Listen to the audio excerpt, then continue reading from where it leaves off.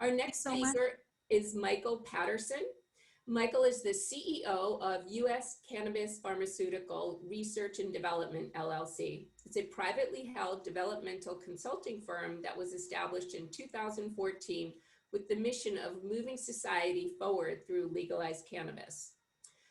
U.S. Cannabis develops the legal cannabis, hemp, and CD markets globally across all platforms, meaning education, cultivation, production, dispensing, research and development, management, operations, compliance, and physician services.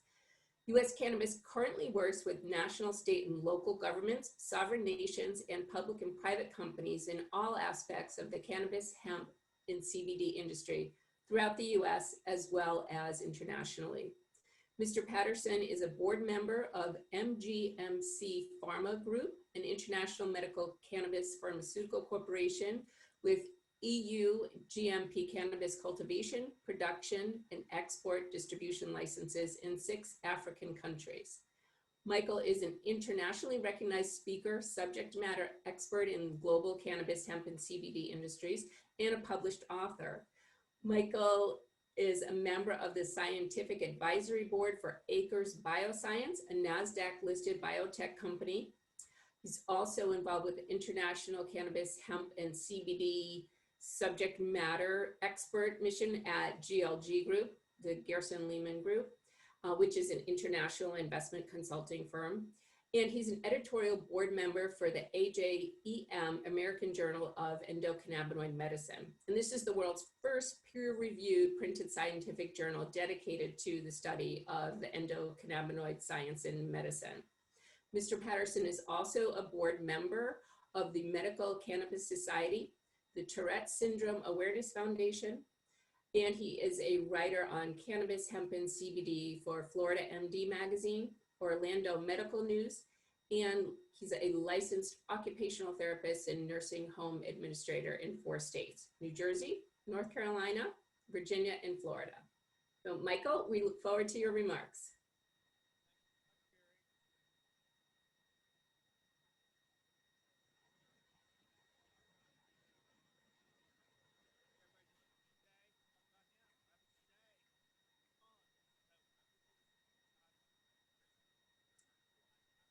Michael, you're currently not working right now, sound-wise. Can you hear me now? Yes, sir. Okay, sorry about that, technical difficulties. So thanks so much for being on. I've got 15 minutes, so I'm going to try to get to it as quickly as I can, what we're dealing with. And can everybody see my screen?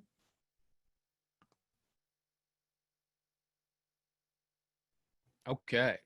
So just a little bit about, first thing I want to talk about is trust. If you've been in this industry for a while, trust is the #1 thing that I see in this industry that everybody's looking for.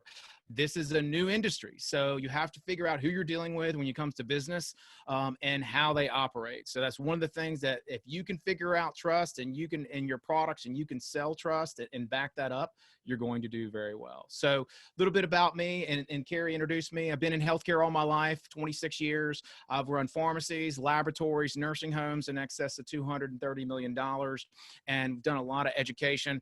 Down there is me and Sanjay Gupta. Got to meet him at a conference a few years ago, which I love to do. A little bit about what I've done, a lot of writing, working for the American Journal of Endocannabinoid Medicine. I've worked with Dr. Sandra Carrillo on that, which I'm very excited to work with her and her knowledge, and do a lot of advising and consulting. A little bit about what U.S. Cannabis does. I like to tell people we're a general contractor for the industry. We deal with a lot of the choke points in the industry, and some of the stuff we've done is of course, advisement on for publicly traded deals, investment categories, corporate compliance through Restore Integrative Wellness, which is out of Philadelphia. It's 6 dispensaries in the Philadelphia region. We actually help with writing of rules and laws. We assisted the state of Oklahoma in their medical cannabis law. And one of the large projects we're working on right now is a new Silicon Valley for the world based out of Florida. Florida. It'd be 100 miles by 60 miles, where we really need to be able to bring this industry forward on a global scale. And so you'll start to hear more about that in the next couple months and into 2021. Some of the companies that we work with right now, UBS, United Bank of Switzerland, we've done some work with them, as well as in the middle there, Confederated Tribes of the Colville Nation, which is in Washington State. We consulted with them on a hemp and cannabis program for the state of Washington. Green Man Cannabis in the middle, we assisted in the sale. They're out of Colorado, working with them. And then over on the far right corner, we did some education for the FBI, Florida State Sheriffs, as well as Florida State Police on medical cannabis, which was very odd, if I must say, because dealing with all these people with guns in the audience, over 200 people, and being a cannabis guy, it was interesting, to say the least. But as we move forward, we're going to have to educate law enforcement on this, as well as if you look in the middle, Acres Bio, that's a NASDAQ publicly traded company that I'm currently a scientific advisory board member with. Two of the companies I want to point out real quick, MGMC Pharma is based out of the Seychelles, and we currently operate, I'm on the executive board there. We currently operate out of Lesotho. We do have 5 licenses in Africa. We were able to pull over a distressed asset with Canopy Growth. When they pulled out of Africa in April of this year, we were able to come in and sign a long-term lease in their facility in Lesotho, and we are actually shipping EU GMP, THC, and CBD products today, actually. We actually have 15 kilos that are shipped today. They're going to be arriving in Sydney, Australia tomorrow morning. And then we have product going into the EU in October and just next month. And so also Paytrax, if you're a cryptocurrency investor, you really need to understand what Paytrax is. So Paytrax is in the final stages of getting their US SEC no action letter. If you're unfamiliar with a no action letter, it's the right to through the federal government to use cryptocurrency as a digital currency. So they should be getting this no action letter in October of this year. We've been working with them for 4 years. They've been working on this project for 10 years. So it'll be the third one in US history. And so our role in this in US cannabis is we're going to do the beta test, which is going to be in the state of Oklahoma, to be able to try to decrease the amount of cash that's in the system. If you're unfamiliar, Oklahoma has over 10,000 licensed cannabis businesses, and cash is a very big problem. So we want to try to fix that. And so Paytrax is going to be starting in the beginning of 2021. Some of the partnerships we have, these are some of the companies that you need to watch out for, because these companies are coming up strong. In the bottom left corner, Integrated Compliance Solutions, they're going public on the Canadian Securities Exchange any day. So if you find them, they currently service most of the banks in the United States. They write the software that banks use to take marijuana and cannabis and hemp money. So they own a company right above, Sterling Compliance, and then right in the middle, Greenlight Payments. ICS owns them as well. Greenlight Payments is the largest payment processor in the United States for hemp and cannabis businesses. Over in the far right, Parcel. They're out of Australia. For our Australia people on the phone, a Parcel is a blockchain seed to sale software that is set up for international trade. We're getting ready to start using them in Lesotho, and they're starting to be used in California. And then we also applied for medical cannabis license in the state of West Virginia. And so they will be coming into West Virginia with us as well. Simploy, if you need HR services for hemp and cannabis, they are functioning or servicing that market here in the United States. So definitely look them up and give them a call. And then Hemp Synergistics is a hemp provider process provider out of Pittsburgh. So just a little backstory on how we've gotten here in the hemp game. In 2018, we did 80,000 acres of hemp. In 2019, the United States manufactured or actually grew over about 500,000 acres. Only about 250,000 of that was actually processed for multiple reasons. But to me, the big reason was you had a lot of people doing what they weren't experienced farmers. And I think a lot of that did not do well when they were growing it, as well as we didn't have the capabilities and the infrastructure to handle all the processing needs. So a breakdown of how hemp and CBD is typically used in the retail side. If you notice, tinctures and topicals are very big. What we expect to happen in the futures is we think tinctures are going to go down just a little bit, and we're going to see topicals and capsules as well as gummies and edibles start coming up. CBD is going to be staying as an ingredient in multiple products, and so we're going to start to see it used in different ways. The frequency of use here in the United States, If you look at the top level, which says daily, about 20% of the United States uses CBD in some way, shape, or form on a daily basis, which is a huge number. And we see those numbers continuing to increase because, like I said before, CBD will be used more of an ingredient moving forward and not a standalone product. Some of the benefits of dealing with the U.S.-based market is it's rapidly expanding. There's a very low barrier to entry, and that's a good and bad thing. And a high quality of cost. Right now, what we're seeing globally is the United States makes very good hemp-based products because we've been doing it for a very long time. Europe is starting to catch up, but right now, the U.S. has a very good stable of very good CBD products and cannabinoids. And also, you can physically go and meet the manufacturers as well as go to the farms and actually see the product. Industrial uses of hemp, I think we all know this is going to be a growing field and growing area. Can be made in over 25,000 different products. Some of the challenges of the local markets here is it's expanding dramatically. There's a very low barrier to entry. Anytime you have a low barrier to entry, you have a ton of people getting into the industry. So that's one of the challenges because we start to see an oversupply. The market hadn't balanced out yet. So we're still seeing that shakeup in the industry. We're seeing profit margins dramatically decline. CBD isolate right now in the United States, we're seeing between $400 and $600, where 2 years ago it was over $3,000 a kilo. So you're seeing a lot of different things, and as well as evolving regulation. If you're looking at the countries across the world right now, the United States, in my opinion, is starting to lead. These numbers are based off of 2019. Europe is starting to come up in their production. A lot of things that we're, of course, in Latin America. One of the countries I want to put a spotlight on is Colombia. Colombia is going to come on very strong with their production of hemp and CBD. So it's something to look at if you're an American from a pricing aspect about imports coming in. Countries where CBD is legal.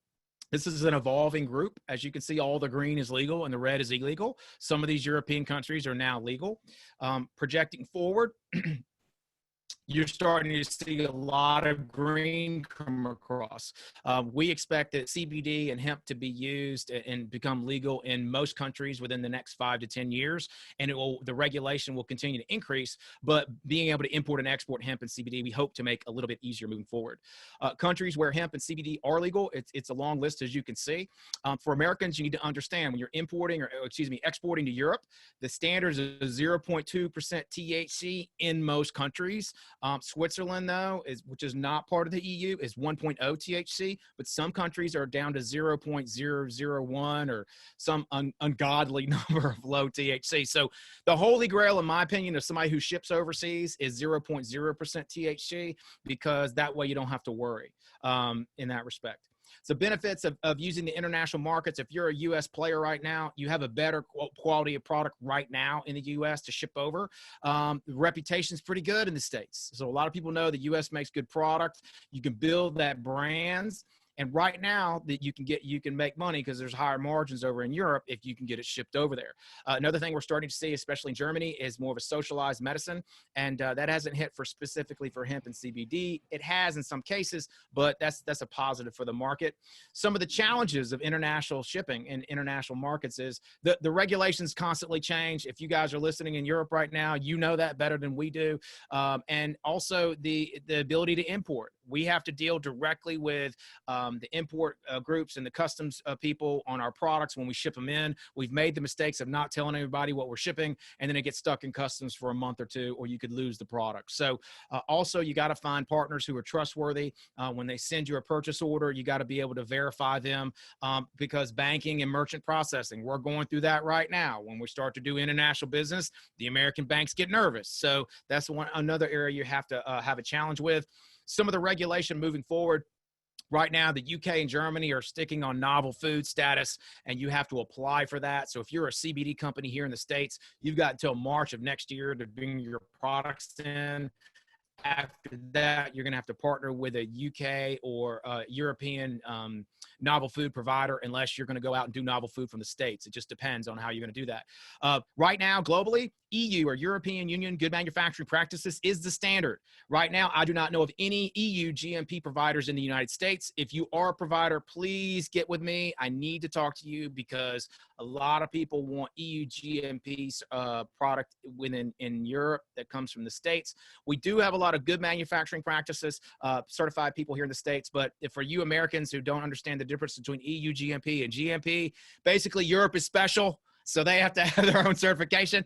And one of the things that I see is, since America is so late to the game, we have to abide by all the standards that have been already set. So that is one of the downfalls of us getting in late. And so Europe is driving this train, and we have to get on board.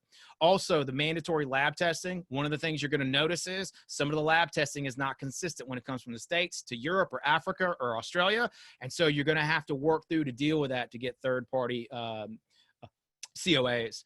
When you're getting to the business, choose your white label manufacturer. If you want to get over to the States, if you're going to supply a raw crude or CBD and ship it over, start working on those relationships. Right now, Maha Labs, which is based out of Colorado, they do have operations in Europe. So there's somebody who could potentially provide product to if they do need product here in the States, and they can ship that over. Also, how to get involved in the international hemp and CBD business. You really got to read. I would encourage everybody to attend as many virtual conferences like we're on now, and eventually in real life conferences. I've gotten from our company, we've gotten a lot of business from me speaking overseas. And I'm definitely appreciative of that. I love to deal with people overseas because we're all dealing with this in different levels of stages of development. And then the number one thing I can tell you right now, LinkedIn. You really need to get on it. Dr. Sandra Carrillo and I compete because she's above me in the number of followers, and I always look at her to try to compete with her to go. But you're going to start to meet a lot of those people. I would say probably 70% of our business is started off of LinkedIn in that respect. So I'm available for questions if we have time.